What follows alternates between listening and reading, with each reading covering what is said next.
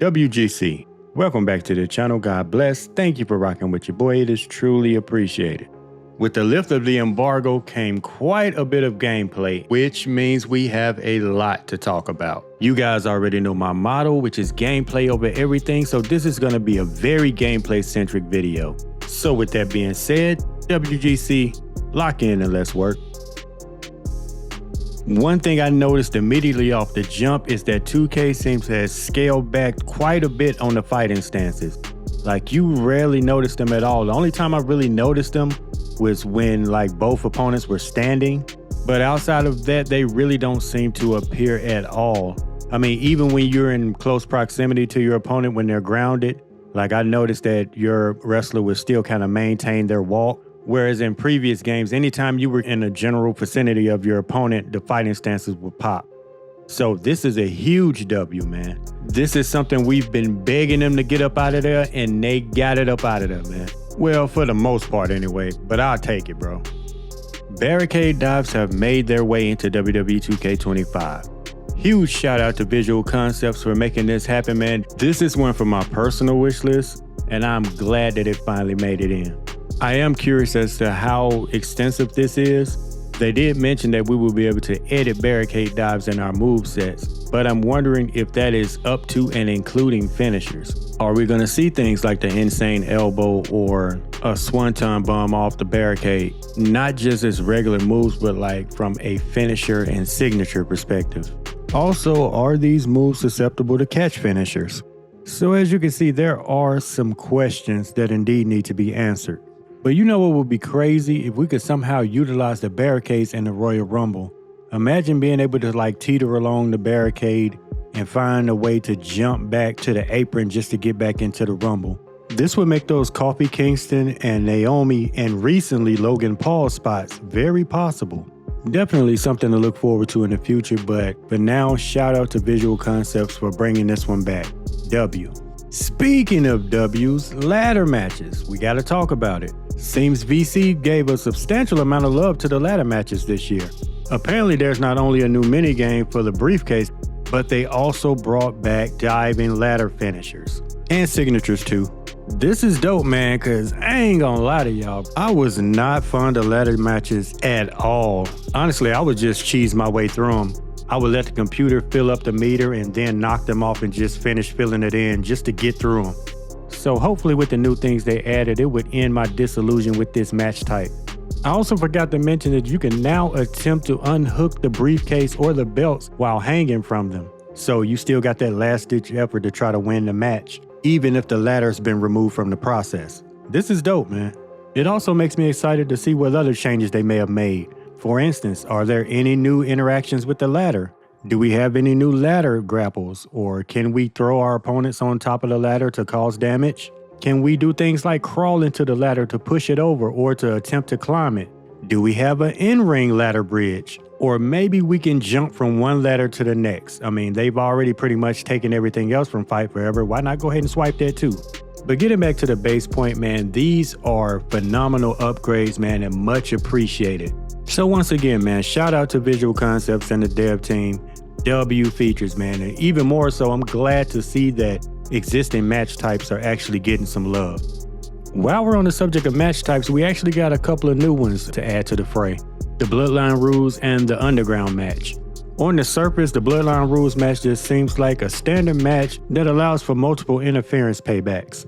But the underlying thing that I love about this match is the fact that it allows you to build up a very specific skill catered to this match type. And while it doesn't ensure your victory, it does offer you some advantages that actually feel like you earned them.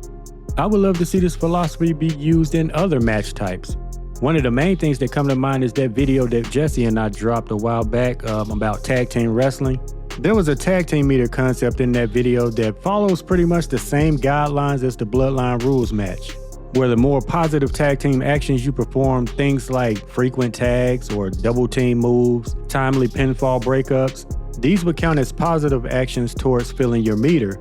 Once the meter is filled, you would gain access to tag actions such as tag team paybacks, tag comebacks, and other special moves that aren't readily available for you at the start.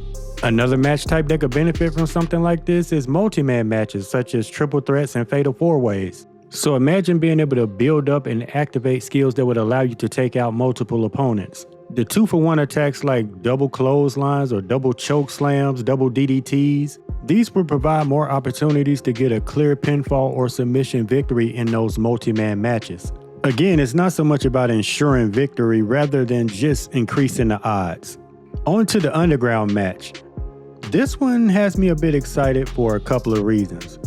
First and foremost, it really does just look like a pretty fun match. The edge of the ring stuff looks amazing, if I'm being honest.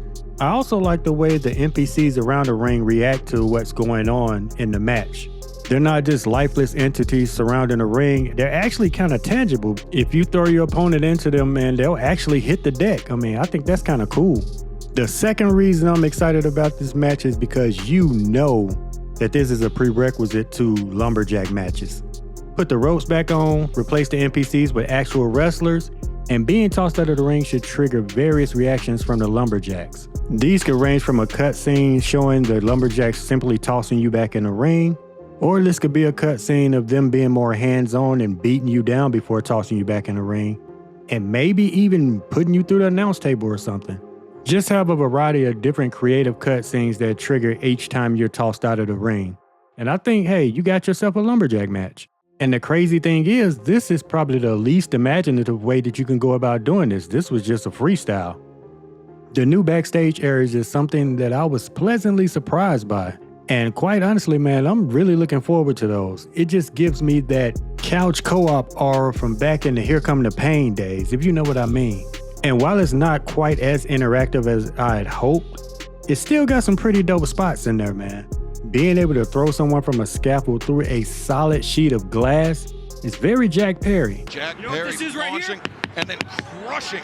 Real glass! Crushing the Go abdomen. cry me a river. Not to mention we got the SmackDown fist back, bro. You know what I mean? These arenas not only have me excited for WWE 2k25, but also looking forward towards the future.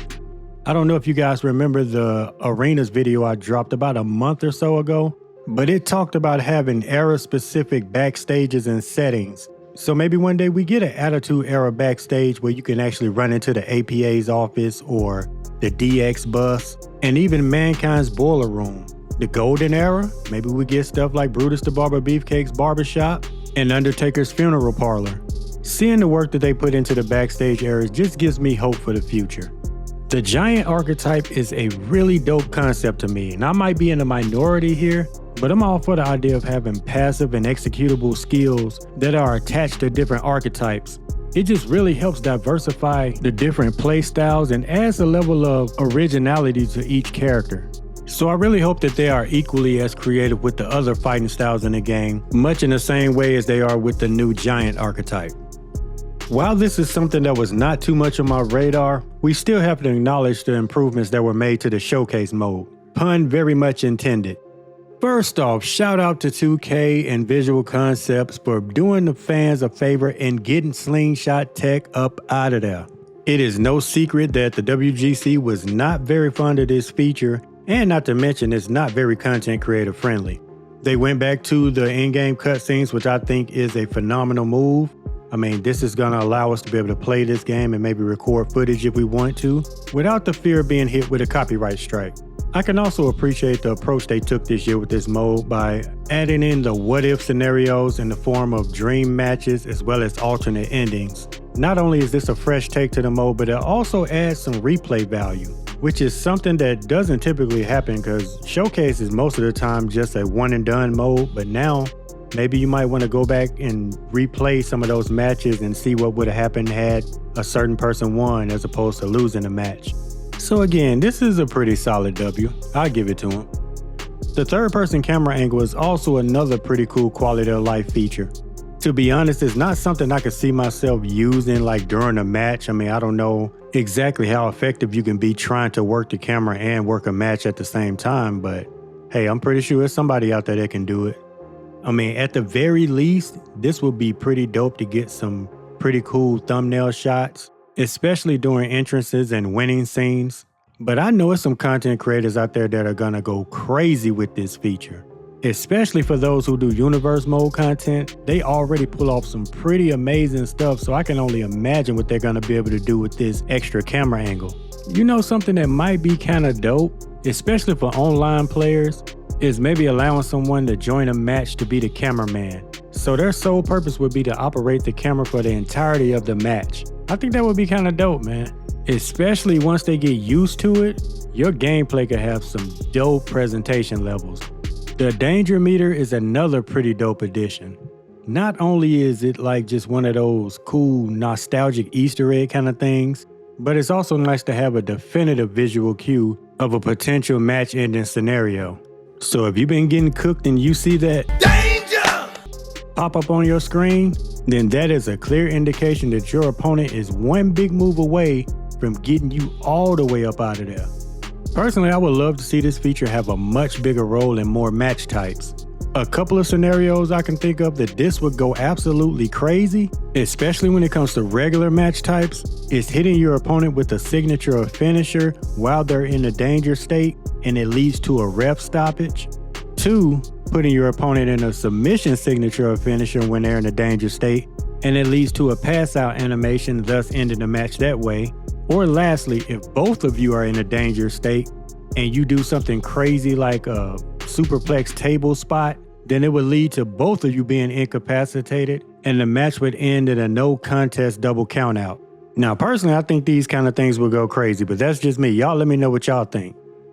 After finally seeing some footage of chain wrestling, I'm still glad that it's made its return, but I'd be lying if I say I wasn't hoping for a more creative implementation.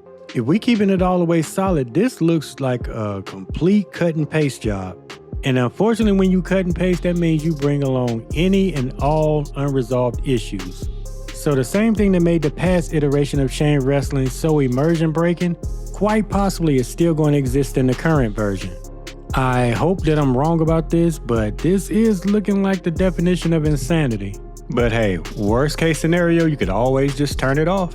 So there's that. Weapons, in my opinion, kind of missed the mark, if I could be honest. Despite having new weapons, and let me just say the traffic cone and the prime bottle, the grapple animation for that, I ain't gonna lie, it's pretty funny. Please tell me they have a Nia Jax Easter egg for that. But in all seriousness though, weapons for the most part have gone largely unchanged. And this is a bit of a disappointment considering that weapons really seem like they were on their way up, especially in the latter half of WWE 2k24, when we start seeing a lot of those personalized weapon grapples, such as Carlito's Apple and White Russian Leg Sweep from Sandman. I really thought that was going to be a clear indication that weapon grapples were on their way back into this series, and we were just going to have better overall weapon interactions in general. But that doesn't appear to be the case. So it looks like we're going to have to wait a little bit longer to get those weapon interactions and those weapon physics that we've been wanting for a while. Looks like we got a new submission minigame. Wait, let me correct that. We have a returning submission minigame. Looks like the cat and mouse wheel has made its return to the series. And from a purely accessibility standpoint, like this is great. I'm glad because like not everybody likes button mashing. Not everybody can button mash. So I'm glad to see that there is another viable option for people to enjoy the game. However, from a submission gameplay perspective, I couldn't care less about this new minigame. Simple reason being is that it does nothing to enhance or improve the overall submission gameplay, not even in the slightest. There's still no unique or relevant crawling animations. There's no legitimate rope breaks.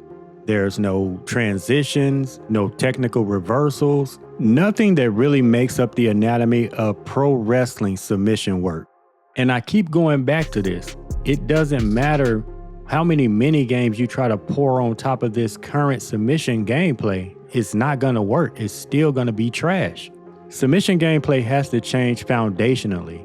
And as long as it continues to be void of the things that I mentioned, outside of accessibility, the minigame is not gonna matter. And the crazy thing is, I called this. I told you guys exactly what they were gonna do. I said the most that they're gonna do is just slap a different minigame on top of the same gameplay and call it good. And that's exactly what they did. And this is not hate, It's not unwarranted negativity. It is simply constructive criticism from a longtime fan. But looking at the bigger picture, the crazy amount of things they were able to add into this year's game, given the short development cycle, is crazy impressive. And we haven't even gotten to the island yet. We still on the boat. Take a minute and let that sink in. I think the overall product that is WWE 2k25 is shaping up to be pretty decent whole time. You know what they say, what difference a year makes. But that's just my take on things. WGC, y'all already know what to do. As a matter of fact, no, I'm going to tell y'all what to do. Please comment down below what is the top thing that you're excited for and what is one thing that is either underwhelming or disappointing about WWE 2k25. Appreciate y'all for rocking with your boy. It is truly appreciated. All glory to God. Love y'all. And remember to try to be a blessing to somebody. Yay.